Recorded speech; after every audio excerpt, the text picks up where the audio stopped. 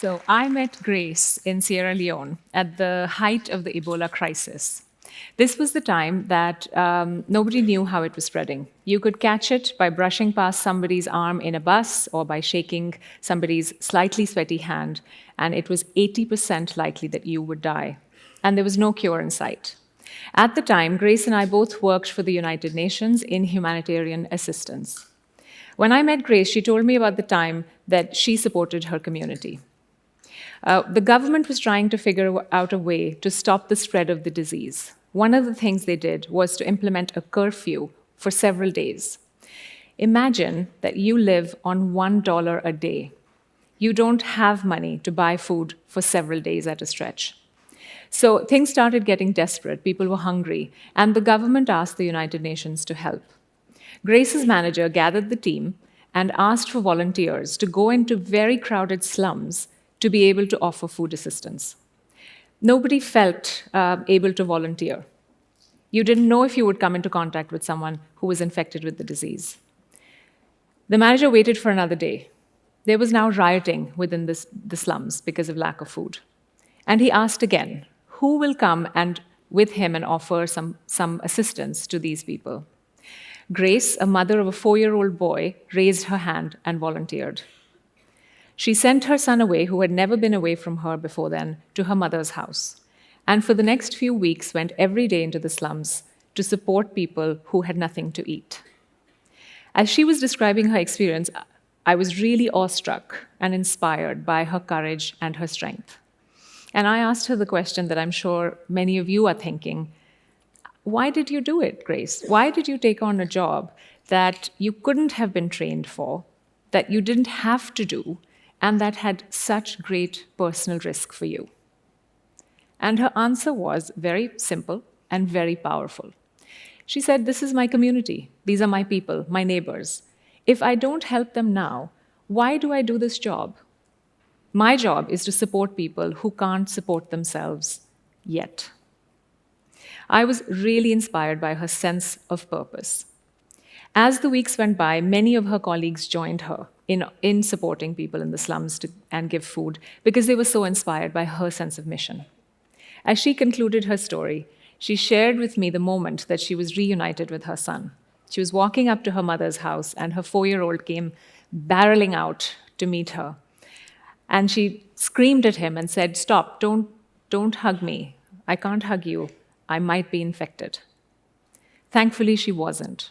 But that moment really brought home for me the incredible personal risk and sacrifice that Grace took to support her community. Throughout my life and career, I have been privileged to see many examples of incredible people giving voice and shape and space to their sense of purpose, including my parents, who dedicated their entire lives to public service.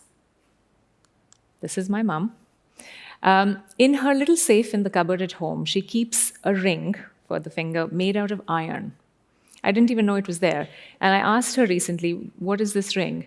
And she said it was given to her by an elderly lady at the opening of a community center in rural India. It was the first time women had been allowed to enter that community, any public spaces in that part of India. And my mother had worked tirelessly to make that happen, despite significant pushback and resistance from the male elders. At this opening ceremony, the lady was so overcome with emotion and appreciation for my mother, she took off the only piece of jewelry she owned, the iron ring, and gave it to my mother.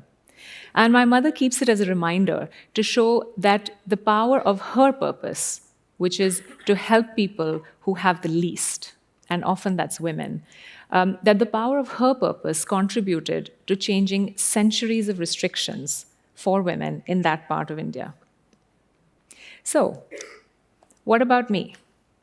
In my 30s, a simple question asked by my daughter prompted me to explore my own sense of purpose. I was a busy working mother, traveling a lot globally, working in a company that I really liked. And my daughter asked me, "Mama, what is it that you do that's more important than me?"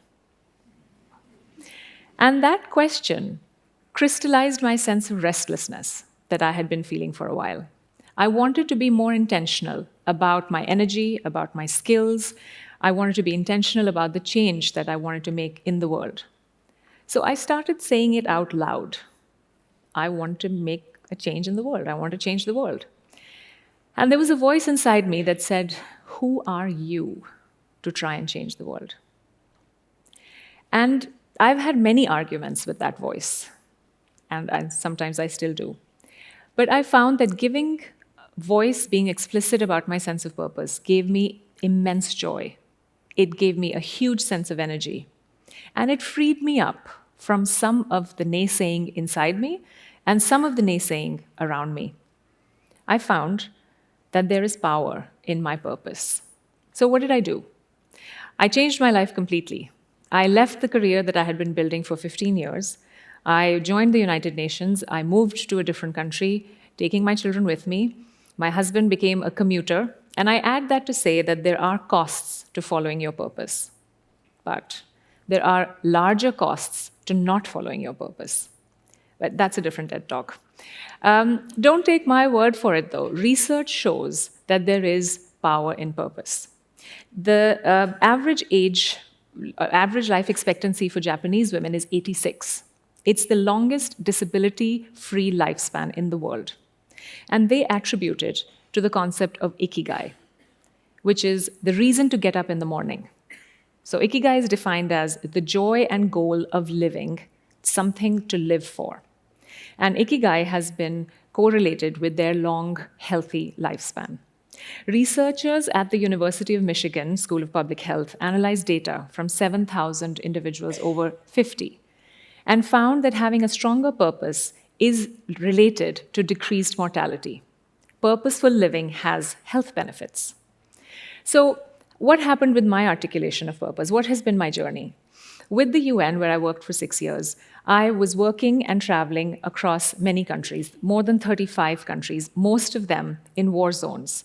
I met thousands of people doing incredible things, and the thread that connected them all was a very strong sense of their own purpose. I saw refugee women, mothers in refugee camps with nothing, but setting up communal kitchens to help each other. Aid workers traveling at a moment's notice to support people around the world. Humanitarian leaders like my dear friend Corinne, whose purpose is to address the inhumanity of hunger, because nobody should have to go to bed hungry at night. And she is currently feeding half the population of Syria. My purpose helped me overcome some serious obstacles to make change in the United Nations. One of them is that I added 10% more women humanitarian leaders, when in the quarter century before that, 0% had been added. My sense of purpose has brought me to our NHS. It helps me to bring people together and try and craft solutions for some of the cultural and workforce challenges that we all face. It helps me to contribute to the vision of the NHS, to make it real every day, as we all do, of supporting the most vulnerable, at the most vulnerable times, of being an instrument of social justice and of inclusion, of making sure that there is no inequality when it comes to access to healthcare. All the while working in a workplace where each of us can follow our sense of purpose of making a difference in the world. I have met incredible people in the short time I've been at the NHS. Just one of them, Dr. Zain, whose purpose is to support and treat women, new mothers with mental health issues, so that they aren't separated from their newborns.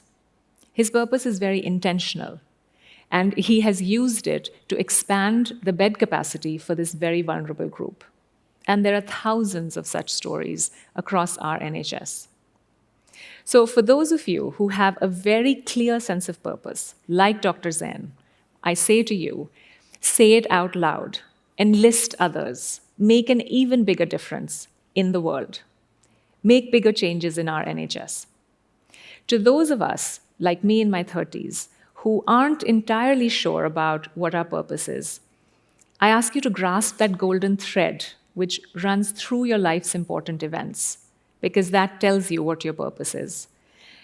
Use it to take big steps or small ones, big actions. Use it to make a change around you, in our NHS. Because as the poet Marianne Williamson has said in her beautiful poem, our deepest fear is not that we are inadequate. Our deepest fear is that we are powerful beyond measure. It is light, it is our light, not our darkness, that most frightens us. Your playing small does not serve anyone. It is not enlightened to be shrinking in the world so that others are not insecure around you. We are all meant to shine, as children do. It is not just in some of us, it is in everyone. As we let our own light shine, we automatically give permission for others to do the same. As we are liberated from our own fears, our presence liberates others. Thank you very much.